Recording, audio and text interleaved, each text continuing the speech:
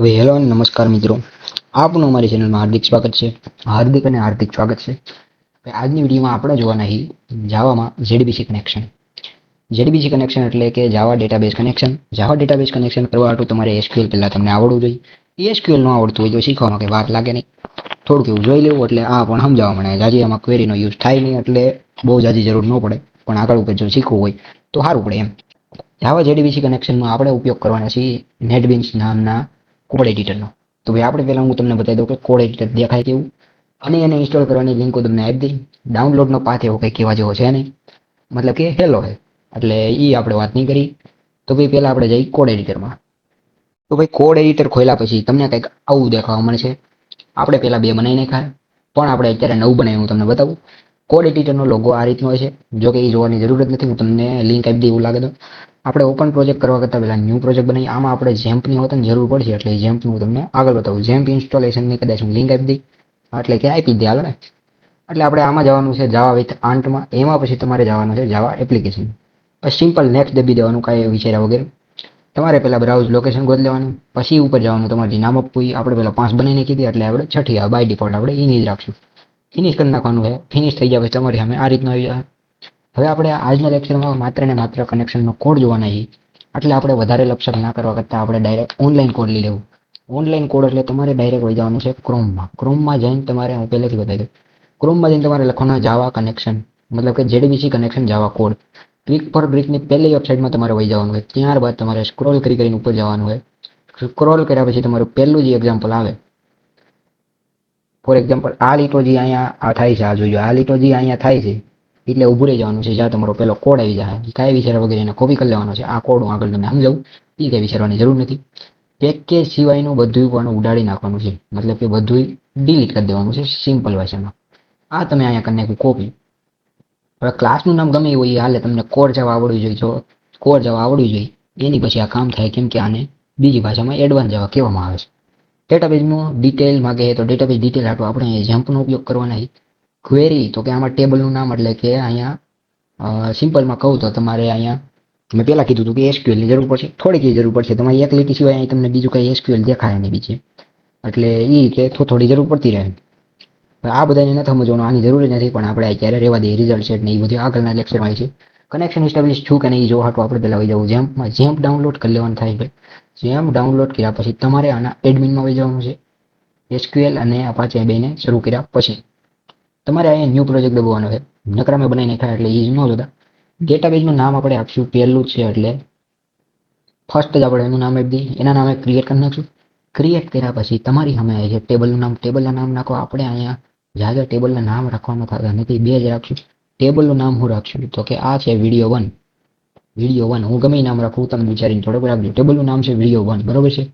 હવે એમાં નામ રાખશું, પહેલું તો નામ જ રાખી દઈએ, અને બીજું આપણે વિદ્યાર્થી એટલે રોલ નંબર રાખી દઈએ. બીજું કંઈ કે તમે રાખીએ આ ઇન્ટીજરમાં હોય, અને હેજ યુ નો અબાઉટ ધેટ કે આ હોય વેરકેરમાં વેરિયેબલ કેરેક્ટરમાં હોય, જેની આપણે લેન્થ ફરજિયાત આપવી પડે. આપણે 50 આપી દઈએ, કંઈ જરૂર નથી, આની કંઈ જરૂર નથી. ત્યારબાદ તમારે અહીં સેવ કરી દેવાનું છે.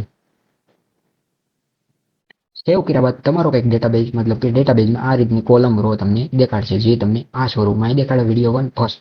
તો તમારા ડેટાબેઝનું નામ શું છે? ડેટાબેઝનું નામ છે ફર્સ્ટ, અને ટેબલનું નામ છે.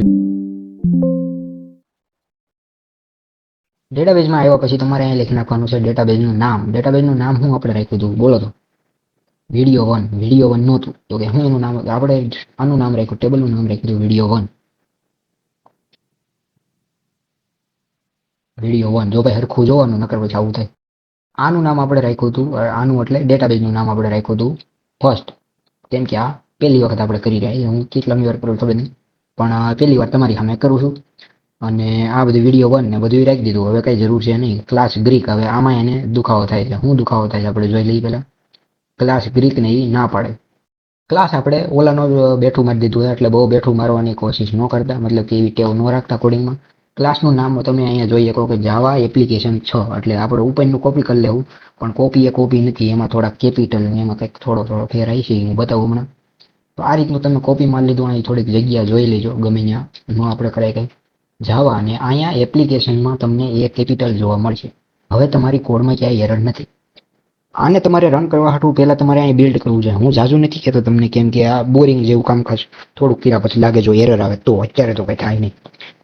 રન કર્યા પછી તમારી સામે આ રીતનું કંઈક આમ પડતું દેખાય. હું હેઠેથી ઉપર કરું આ રીતનું એ બિલ્ડ સક્સેસફુલ થઈને આવી છે. બિલ્ડ સક્સેસફુલ થયા પછી તમારે અહીંયા જવાનું છે અને રન કરી દેવાનું છે. રન કર્યા પછી તમારે ડાયરેક્ટ બીજા પેજમાં તમને હવર દેખાઈ જાય, એટલે પછી કઈ ઉપાધિ નથી જો તમારો કોડ હાસો છે તો.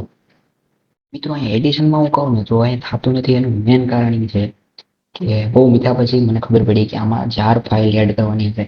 હવે જાર ફાઇલ એડ ક્યાં કરવાની? જાર ફાઇલ તમારે લાઇબ્રેરીમાં એડ કરવાની. અહીંયા તમને એડ જાર ફાઇલ અથવા ફોલ્ડર દેખાય. તમારે જે જગ્યાએ જાર ફાઇલ પડી હોય ત્યાંથી લઈ લેવાની. કાંઈક તમને આ રીતની દેખાય MySQL કનેક્ટર જાર ફાઇલ, બરોબર. એને આપણે ઓપન કર્યું. જ્યારે એ એડ થઈ જાય પછી આપણે જોવાનું કે એક બીજી જગ્યાએ છે ભૂલ નથી ને, કેમ કે આપણી એરર હતી ક્લાસ નોટ ફાઉન્ડ એક્સેપ્શન, એટલે એ જાર ફાઇલ માંગતું હતું તો આપણે એને આપી દેવી. એની પછી જ્યારે તમે આને અહીંયાથી તમે જાળી મારી શકો ડાયરેક્ટ, અથવા તો ક્લીન એન્ડ બિલ્ડ. અને ક્લીન એન્ડ બિલ્ડ કર્યા પછી તમારી સામે આવી છે બિલ્ડ સક્સેસફુલ. આપણે જાર ફાઇલ નાખી દીધી, પછી ટેબલ ડેટાબેઝ ડિટેલ નાખી, વિડીયો વન નાખ્યું અને બસ આ રિઝલ્ટ. આ બધાનું કંઈ કામ છે નહીં આપણે.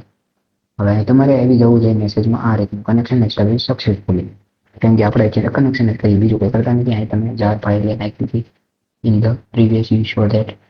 તો પછી આપણે અમે રન કરીશું. રન થઈ લગભગ આવી જવું જોઈએ તો ભાવ આવે આવી ગયો કનેક્શન એસ્ટાબ્લિશ સક્સેસફુલી. તમને એવું લાગે કનેક્શન ક્લોઝ કેમ એવું? મેં તમને પહેલાં કીધું આની જરૂર નથી, કંઈ આપણે નાખવું છે એટલે તમારે આવી ગયું બિલ્ડ સક્સેસફુલી. તો આ થઈ ગયું તમારું JDBCનું કનેક્શન સિમ્પલ રીતે. મળીશું નેક્સ્ટ વિડીયોમાં અને હું તમને આ કોડ પણ સમજાવીશ. આ લેક્ચર માત્ર ને માત્ર હતો તમને કહેવા માટે કે કઈ રીતે JDBC ને આ બધું હજાર ફાઇલનું તમારી માટે રહસ્ય છે એ પણ આપણે ખોલીશું બીજા વિડીયોમાં. એનો રહસ્ય. નમસ્કાર, થેન્ક્સ ફોર વોચિંગ.